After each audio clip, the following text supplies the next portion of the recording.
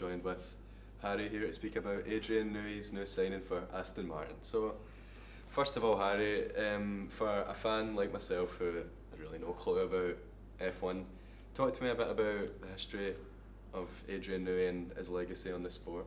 Adrian Newey started many years ago, back in the late 80s, when he joined Lighthouse, a very small team, only 15 members of the team, probably, of which they were massive achievers. They got podiums, they even led a lap, done things that no one expected. He then moved up to a more bigger team in Williams, of which were struggling at the time, but then he progressed in 1992, and throughout the mid-90s they were the dominant force. Only Michael Schumacher and Benetton were able to defeat Newey's powered cars during that time, which then, once he left Williams, he had instant success in McLaren, of which he won the 98 and 99 Drivers' Championship in the Constructors in 98. After a few rough years of unreliability and bad luck, probably should have won the title in 2005. They had a lot of bad luck with their reliability. They were clearly the fastest car that year. They just didn't have reliability. Fernando Alonso's Renault, which then led him to end up joining Red Bull, which at the time was seen as quite of a weird thing to do. They only just came in. It was a year after they took over from Jaguar. They failed it, and then they sold up to the energy drink company, which shocked many at the time. And 2007 and 2008 were kind of throwaway years, but then once the new regulations came in 2009, he then led them up to winning races. They got the first race win, first pole position, first 1-2, first everything. They didn't quite win the title that year. They were narrowly missed out from the legendary Braun GP side, but then they built that momentum into 2010, of which they won 4 consecutive drivers, 4 consecutive constructors.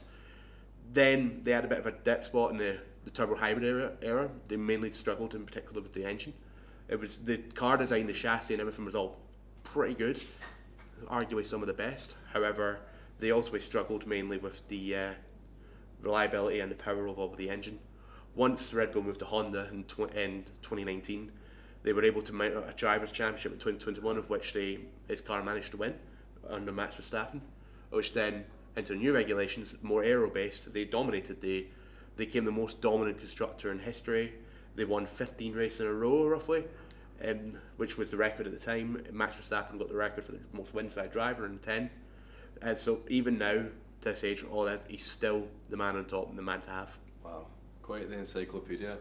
So a lot of talk online amongst the fans is that how can a designer be paid the money that he's being paid? What would your thoughts be on that sentiment? Well, think of it as this. Aston Martin currently sits 5th in the Constructors. Let's say they climb up to 3rd or even 2nd, or possibly even win the championship, which they very well could do in 2026. They're one of the favourites for it, especially with the partnership with Honda they have now coming in 2026. If they can do that, then it's paid for. The salaries for that year will be paid for every year. It's the difference Newey can make. As I say, look at Red Bull now this season, how they've been struggling since Newey's departed. They don't understand the car without Newey's guidance. So you could make a case and say getting Newey's better value than a driver for that money. Because Valtteri Bottas, I remember, said it was 90% the car, 10% the driver. Yeah. If you don't have the car, it doesn't matter who you have in the driver's seat. Yeah. So, well, it's fair to say that Red Bull are losing a Titan and Aston Martin are gaining one. What would you say this does for the standings? I think Red Bull are probably lost to constructors this year, but I think the real impact for Newey, the difference will mainly be seen in 2026 with new regulations. It's the first regulation cycle Red Bull don't have about Newey. They seem confident, but I'm not convinced. I think as we seem aware of them now, I mean, they may even lose Max Verstappen now because how poor they've been over recent months. And Aston Martin, I think, now have the final piece of the puzzle. It will, of course, depend how well Honda can do with their power unit. They've been a bit hit and miss for the time of Formula 1, but recently they've been hits. Of course, Red Bull being the dominant force in the last few years.